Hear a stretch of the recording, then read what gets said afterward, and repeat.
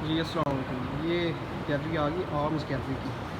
इस गैलरी में कई तौर के जो सारे वेपन्स हैं उनसे स्टार्ट होकर और जो इस वक्त के वेपन्स हैं उस वक्त की ना अक्कासी की गई है।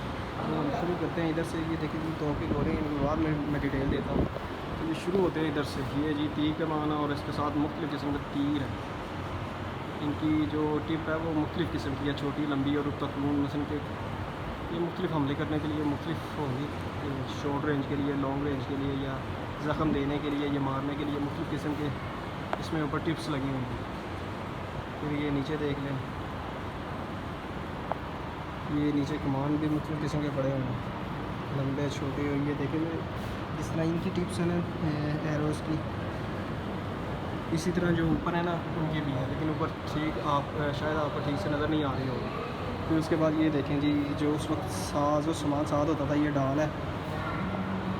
डाल यानी कि तीर वगैरह रोकने के लिए, दुश्मन का वार जो तलवार से करते थे उसको भी रोकने के लिए साथ ही ये एक्सिस आ जाती हैं, यानी कुल्हाड़ियाँ वगैरह मुख्तलिफ़ किस्म की हैं, मुख्तलिफ़ पर्पज़ के लिए यूज़ होती थी इस वक्त। हर कुल्हाड़ी का एक अपना अलग मकसद था। तो ये वही लोग जानते हैं कि ये किस कौन सी कुल्हाड़ी किस लिए इस्तेमाल होती थी। हमें ज़्यादातर नहीं मालूम इस बारे में, ख़ासकर मुझे तो नहीं मालूम। अब ये देखें जी, ये डाल है ऊपर तस्वीर, ये वो साजो सामान है जो घुड़सवारी अपने ऊपर पहनते थे। ये क्योंकि नीचे ये तस्वीरें लगी हुई हैं, मुझे पता तो नहीं था। ये तस्वीरों की वजह से मुझे भी पता लगा कि ये वो सामान है जो घुड़सवार अपने साथ इस्तेमाल करते हैं। इसमें मुख्तलिफ़ किस्म के आपको खंजर नज़र आ रहे होंगे। फिर ऊपर डाल है, फिर ये और किस्म के खंजर हैं, और ये छोटे छोटे तीर नुमा हैं, या ये आगे किसी भाले के आगे लगते थे या तीरों के आगे लगते थे। फिर इसके बाद इधर आ जाएं तो फिर ये कुछ स्वॉर्ड्स तलवारें हैं। देखें जी कितनी कितनी लंबी तलवारें, और इन्हें चलाना भी एक महारत का काम था उस वक्त। ऊपर फिर डाला आ गई, और ये तलवारें। हाँ जी, इसके साथ थोड़ी सी एवोल्यूशन हुई और ढाल के साथ ज़ीरा भी आ गई। मैं ज़ीरा भी आपको दिखाता हूँ। आपने अक्सर सुना और पढ़ा होगा कि ज़ीरा पहनी, ज़ीरा कट गई। और वो ज़ीरा जिस तरह की होती थी वो भी मैं आपको दिखा देता हूँ। ये मुख्तलिफ़ किस्म के खंजर हैं। इस तरह के खंजर आज भी आपको देखने में मिलेंगे, बंगाली फ़िल्मों में यूज़ होते हैं। और वो नारियल वगैरह भी इस तरह के खंजर से काटते हैं। ये जी एक सा है, गेंडे की खाल से बनी हुई तलवार है ये। तो वो ऊपर लिखा हुआ है, इसलिए मुझे पता लगा गेंडे की खाल से बनी हुई तलवार। ये दोधारी तलवार है, और ये ज़ीरा है। ये सारी लोहे की है। इन तलवार का असर इससे कम हो जाता था, होता तो था लेकिन कम होता था। और ये साथ साथ फिर तलवारें आ गई, यानी कि मुख्तलिफ दौर में जो एवोल्यूशंस होते हैं। एक पहले तलवार किस किस्म की थी, थोड़ी सी बड़ी होगी, छोटी होगी। तो ये वो सारा सिस्टम्स है। ये देखें, ये किस किस्म के भाले हैं जो घुड़सवार अपने ऊपर यूज़ करते थे चीज़ों को फेंकने के लिए और बनाने के लिए। ये डाल के साथ साथ ये चीज़ें आती जा रही हैं। ये नीचे थोड़ी सी तस्वीरों के साथ वजाहत भी की है, जिस तरह मुग़ल दौर के घोड़े घुड़सवारा अल्लाते हरबिन का नमूना, यानी कि ये मुगलिया दौर के दोधारी तलवारें हैं। मुगलिया दौर में ये जो घुड़सवार होते थे, घुड़सवार जो आर्मी थी ना उस दौर में, वो या कह लें कि जिस तरह पाकिस्तान में SSG है ना, ये इस तरह होती थी। घुड़सवार आर्मी जो है ना वो सबसे ताकतवर आर्मी होती थी किसी भी बादशाह की असैसिनेशन के लिए साथ। ये देखेंगे, ये ज़ीरा थोड़ी सी लंबी है, और ये साथ ये ऊपर है, इसके साथ कंट्रोल भी है, वो ऊपर हेलमेट है। लेकिन ये सारा साजो सामान होने के बावजूद भी लोग उस वक्त मर जाते थे। तो ये देखें, बाजूबंद है, बाजू को पहनने के लिए जिस पर तलवार का बार रोका जाता था। और ये चेस्ट गार्ड है, यानी कि सीने के ऊपर लगने वाले सीना बंद जिसे कहते हैं। मैंने इंग्लिश में कह दिया चेस्ट गार्ड, वैसे इंग्लिश मेरी कमज़ोर है। एक बार फिर से मैं आपको कह दूं कि अगर आप इन चीज़ों को देखने का शौक़ नहीं है तो आप इन्हें इधर मत आएँ, ये जगह आपके लिए नहीं है। हाँ, अगर पौड़ी शूड़ी करनी है तो साथ ये नारकली है, उधर चले जाएँ, उधर आपको थोड़ा सा मज़ा आ जाएगा। ये वेरी करता है आपका जहन किस तरह है। ये चीज़ इधर आ गई, तो इस वक्त इतनी गर्मी लग रही है मुझे कि कुछ है ना। ये आई थिंक सर पे पहनने के लिए होगा। कौन सा है? ये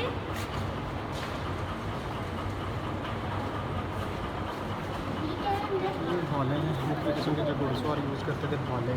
और ये देखिए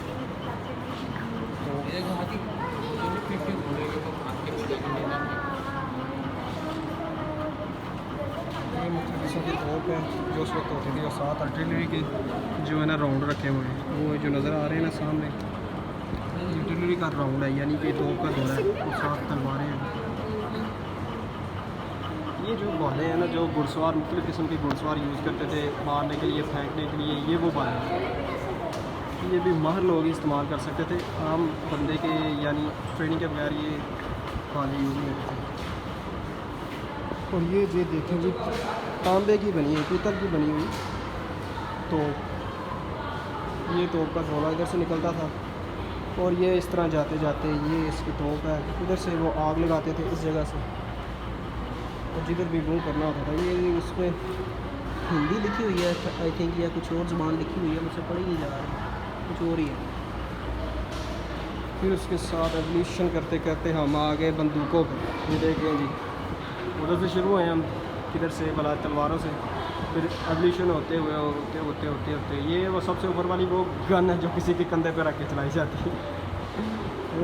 उर्दू का मुहावरा है ना कि अपने किसी के कंधे पे रख के बंदूक नहीं चलाते, तो ये वो गन्ने हैं जो किसी के कंधे पे रख के चलें, क्योंकि इतनी लंबी नाल है इनकी, वो एक बंदा हैंडल कर ही नहीं सकता।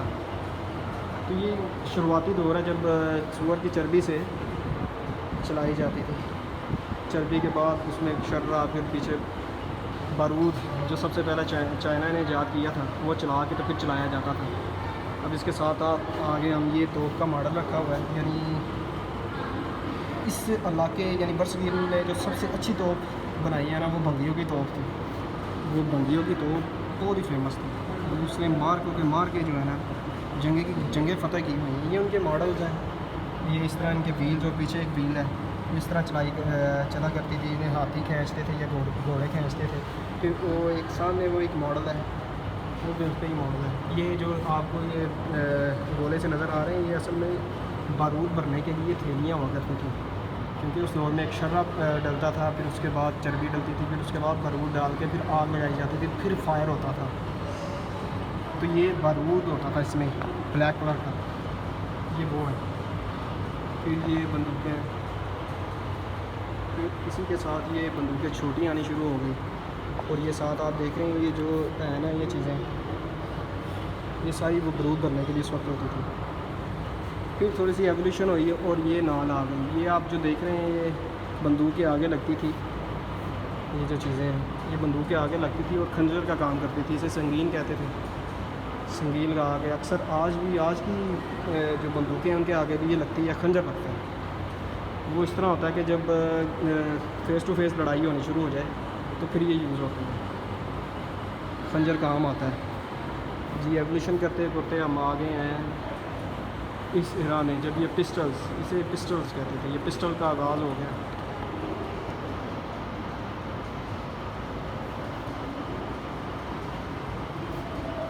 ये पिस्टल भी हैं जो बारूद इनमें भरा जाता था, फिर ये चलते थे, नहीं एक फायर के बाद फिर इन्हें रीलोड करना पड़ता था, दोबारा फायर करना पड़ता था। ये इंग्लिश पिस्टल्स हैं, ये बरतानी फ़ौज के ज़ेर इस्तेमाल जो पिस्टल्स हैं वो हैं, क्योंकि ये सारा जो ये असला है ना ये ईजाद ही गोरों की है।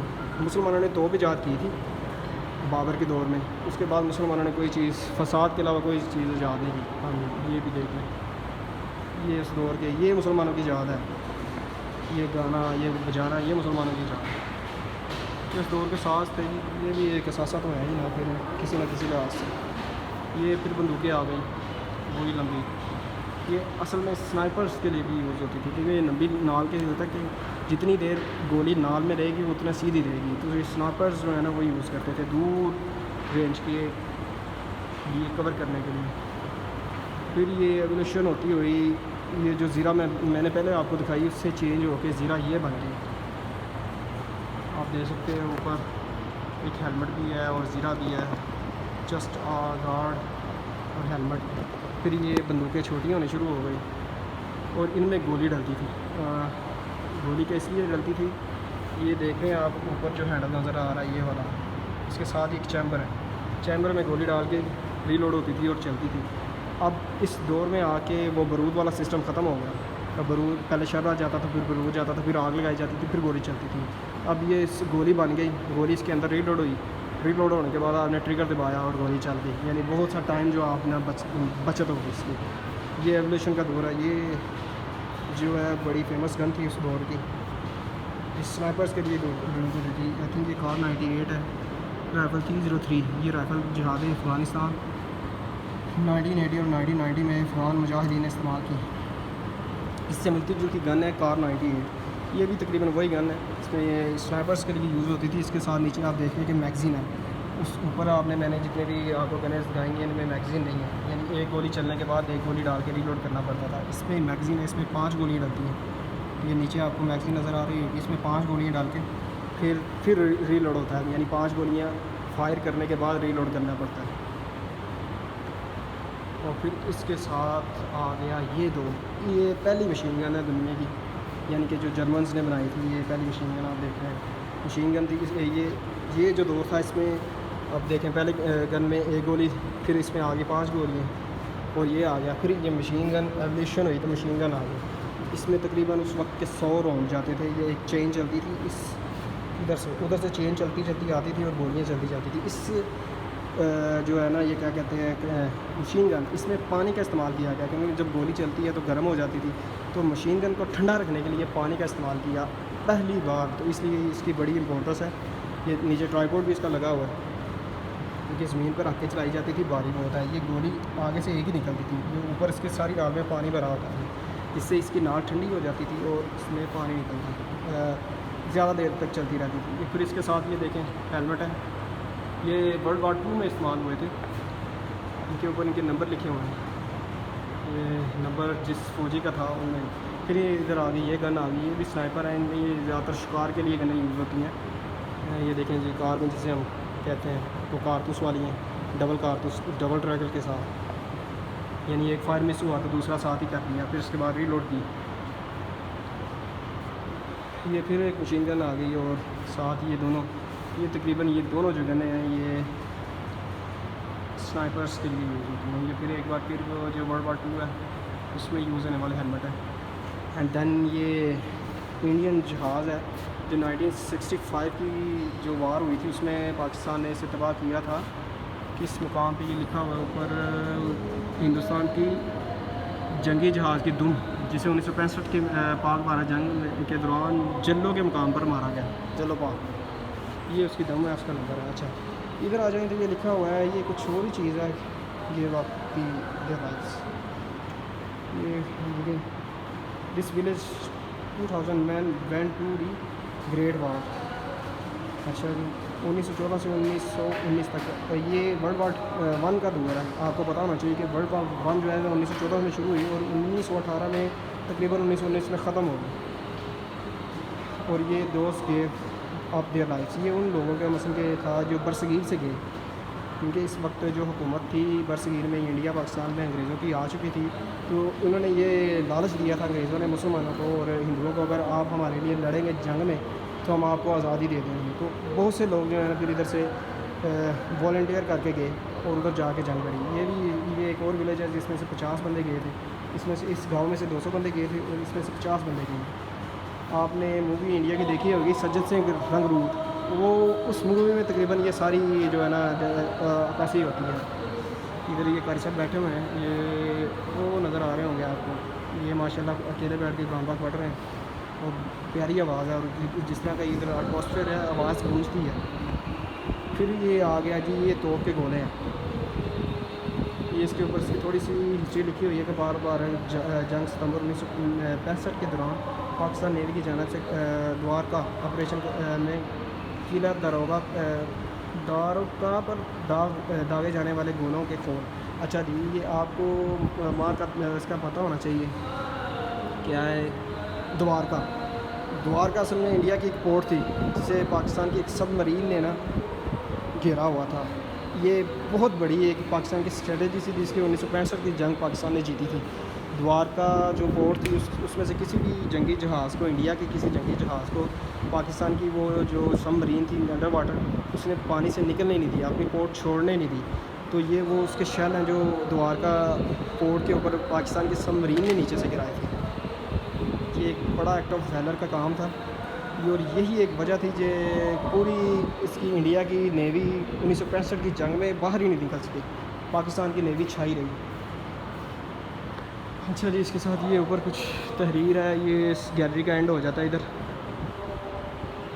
चले जी, अल्लाह हाफिज़। ये गैलरी है, आपको मैंने एवोल्यूशन दिखाई है सारी कि किस तरह हथियारों की एवोल्यूशन हुई, स्टार्ट और एंड, यही बस एवोल्यूशन है, इतनी सी गैलरी। अच्छा, एक चीज़ इसमें रह गई, ये मलका विक्टोरिया मैम, ये कोई बैठी हुई है इधर, ये आपको दिखा देता हूँ। ये जी मलका विक्टोरिया, क्वीन विक्टोरिया स्टैचू देख सकते हैं। और ये चीज़ प्रिंस जॉर्ज पंजम है इधर। ये वीडियो लंबी हो रही है, कि इसलिए लंबी हो रही है कि मैं आपको थोड़ी सी हिस्ट्री भी बता रहा था, साथ साथ जितना मुझे पता है वो मैं आपको बता रहा था। इसलिए जी इसी के साथ इजाज़त है। एक ये तोप नीचे पड़ी हुई है, ये छोटी सी तोप है। अच्छा जी, मलका विक्टोरिया, मलका विक्टोरिया का ये बुत 1901 से 1819 से के जो कि मुतहदा बरतानिया आज़म और आयरलैंड की मलका थी, और बाद 1867 में हिंदुस्तान की मलका भी करार पाई। ज़ाहिर बात है, जब हिंदुस्तान में हुकूमत ही अंग्रेज़ों की थी तो मलका भी हिंदुस्तान की होगी। आज भी मलका हमारी भी है, जो बरतानिया की मलका है ना, वो पाकिस्तान की भी मलका है। यह ना सोचे कि वो पाकिस्तान की मलका नहीं है, एक ट्रीटी के तहत वो पाकिस्तान की भी मलका है। चलो जी, इसी से इजाज़त दें मुझे इस गैलरी से, अल्लाह हाफिज़। और ये मैं आपको दिखा ही देता हूँ, ये हाफ़िज़ साहब हैं बैठे हुए, जो अकेले बैठे कुरान पाक पढ़ रहे हैं। मलका शायद मलका विक्टोरिया को सुना रहे हैं कि वो सुन के मुसलमान हो गए। ये अल्लाह हाफिज़।